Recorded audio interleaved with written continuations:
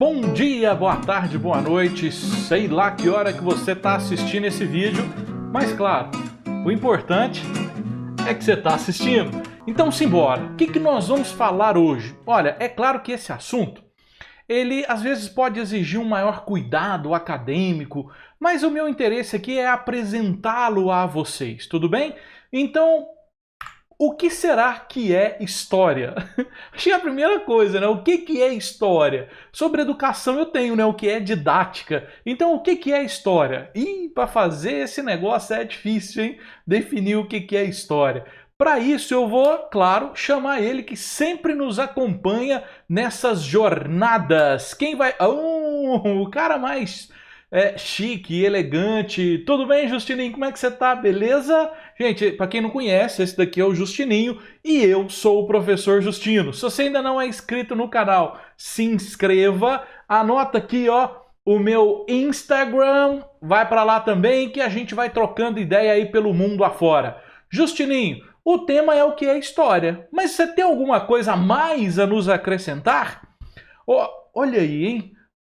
Então será que para começar a discutir o que é história, você vai me perguntar se história é ciência, Justininho?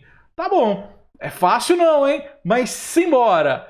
Dando continuidade, primeiro ponto, eu trouxe aqui para você, deixa eu chegar aqui pro lado, ó. Aí, ó, gordo tampa tudo, né? Gordo não, ligeiramente acima do peso. Eu trouxe um pedacinho de um livro de um autor, um livro de um autor, não, um livro de uma pedra.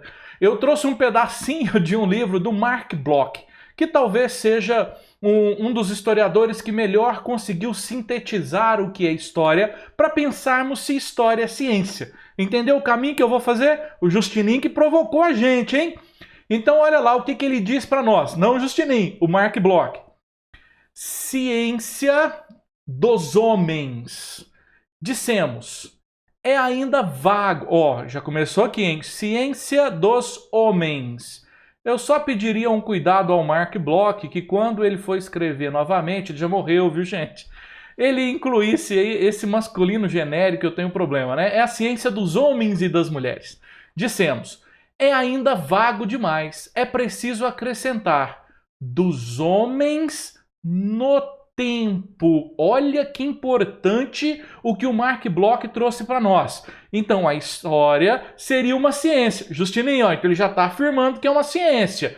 Dos homens no tempo. Homens, vamos incluir as mulheres aqui, né, Mark Bloch? Dos homens e das mulheres. E de tudo mais que incluir no meio, além, para cima, porque aqui vale tudo.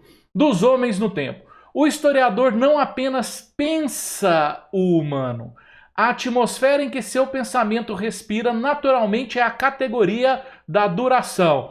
Falei de história, tem como eu falar de história sem o tempo? Não. Agora isso significa que saber história é saber datas? Também não, porque percebam que ele coloca o ser humano junto com o tempo. E ele fala que é essa amálgama, essa junção que constitui a história.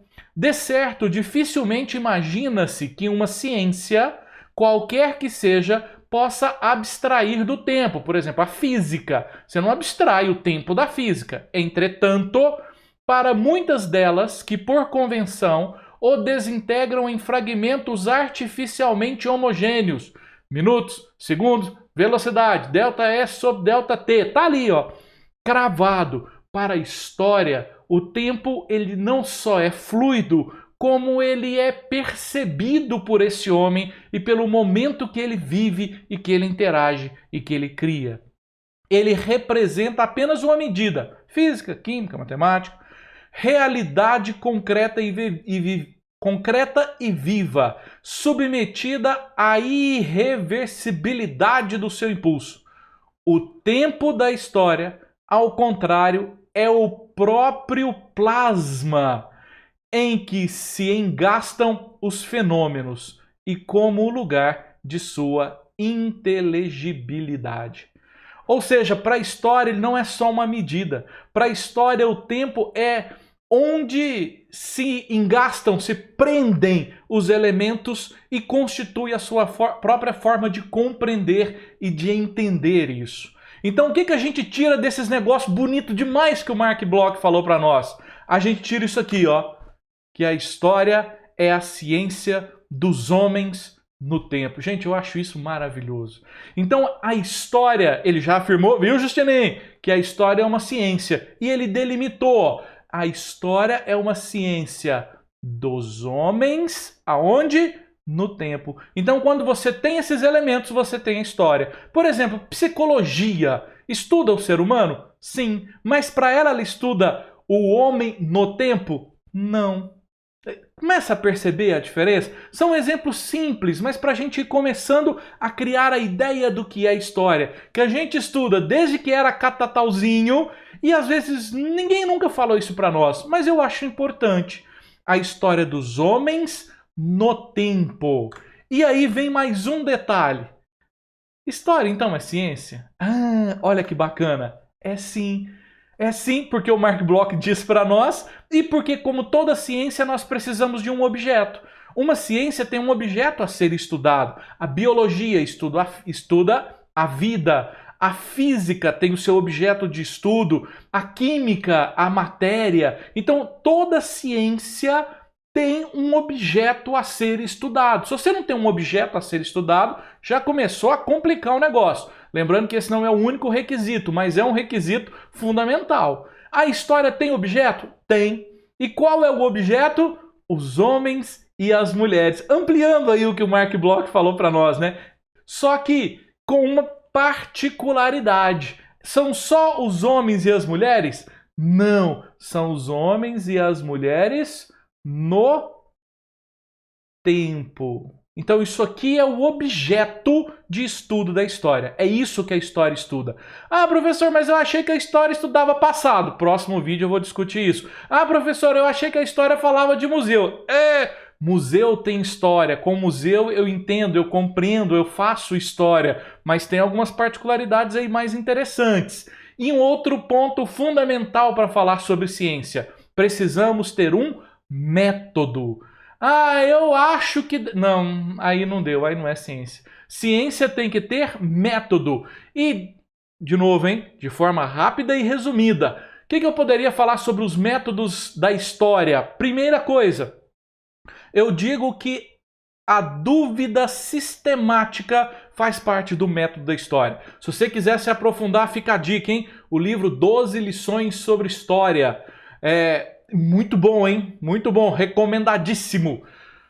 O Antoine Pro, dúvida sistemática. O que é isso? Gente, historiador é um bicho chato. Ele duvida de tudo. Esse é o primeiro passo para ser um bom historiador. Olha, em 1930 aconteceu a Revolução Varguista, né? A revolução que inicia a Era Vargas. Peraí, é revolução? Peraí, por que nós não podemos chamar de revolta? Foi uma revolução mesmo? Ela acontece em 1930? Como assim? Quais são os fatores que levaram a essa revolução? Quem participou? Por quê? Ah, tá vendo como é que o historiador começa a trabalhar? É a dúvida sistemática. Inclusive, esse é um excelente elemento para combater o mal do século XXI, as fake news. Dúvida sistemática. E isso vai se estendendo, ó. Tá vendo que começa a ter um método? Aí eu começo a me estender, ó. Crítica interna e externa. O que é isso? Crítica interna e externa. Por exemplo, vou estudar, sei lá, vou dar um exemplo bem assim, as pirâmides do Egito. Aí eu sou um historiador. Primeira coisa, eu vou chegar lá e falar assim, vou olhar para aquela pirâmide, qual o primeiro passo para um historiador? Dúvida sistemática. Por que essa pirâmide está aqui? Por que ela está neste local e não em outro local? Ela é feita de pedra? Por que ela é feita de pedra e não de madeira?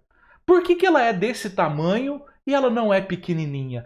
Percebeu como é que eu começo a organizar as dúvidas? E essas dúvidas começam a criar a minha teia histórica. E aí eu venho pensando na crítica interna e externa. Peraí, essa pirâmide em si, é pirâmide mesmo, objeto. As lá do Egito, né? Essa pirâmide, como é que é a constituição dela? Ela tem pinturas aí dentro? Quais pinturas ela tem? Quem está aí dentro? Percebe? Essa é a crítica interna. É olhar o objeto e criticá-lo em si, nele, nas coisas, nos elementos, nas características dele. E aí eu vou para a crítica externa. Qual lugar que ele está? Será que eu consigo encontrar outros artefatos históricos ao lado das pirâmides? Será que essas pirâmides se conectam historicamente com outros elementos? Eu começo uma crítica externa. É claro que eu não vou dizer por onde a pirâmide passou, porque ninguém carregou, mas as pedras que estão ali têm história. Como será que as pessoas daquela época se relacionavam com essa pirâmide? Difícil responder isso, né? Mas aí eu vou atrás cada vez mais das... aí matou. Das fontes. Gente, sem isso aqui, ó, não tem história. História se faz com fontes. E o que é fonte? É tudo aquilo que fala diretamente à sua pesquisa. Tem gente que fala assim, né, de maneira vulgar, são as provas. Não, não é prova. As fontes são aquilo que você usa para discutir. Sei lá, por exemplo, vou te dar vou falar sobre uma fonte.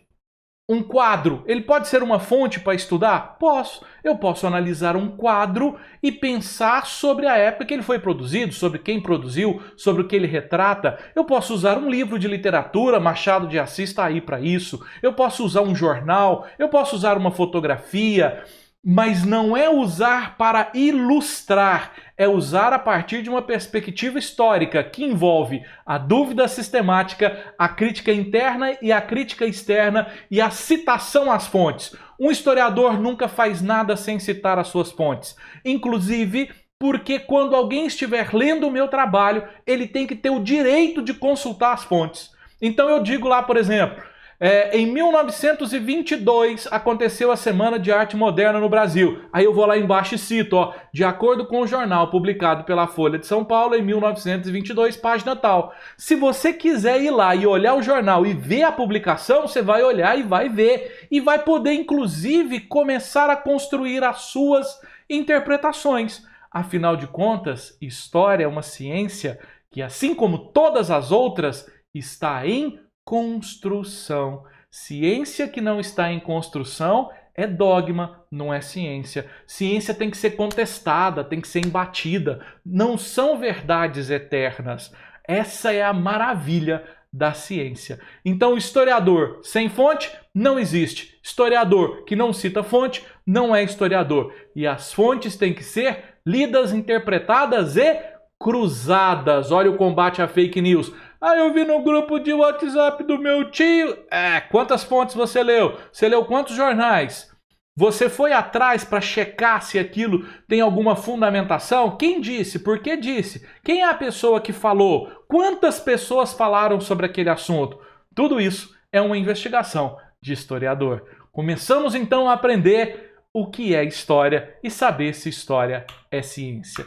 Bom, a coisa é complicada, né? Mas já começamos a delimitar, viu, Justininho? Você trouxe a pergunta para nós e mais ou menos aí eu tentei encaminhar. Então, o que é a história? Mark Bloch. É a ciência dos homens no tempo. Gente, eu acho isso tão bonito. A história é ciência? Sim, senhor. Por quê? Não é só isso, mas é importante. Ela tem método e ela tem objeto. Quer ser um historiador? Quer combater as fake news? Então, duvide. A dúvida sistemática. E se construir uma teoria, cite as fontes. Assim você será um excelente historiador e, mais ainda, um excelente e uma excelente cidadão e cidadã.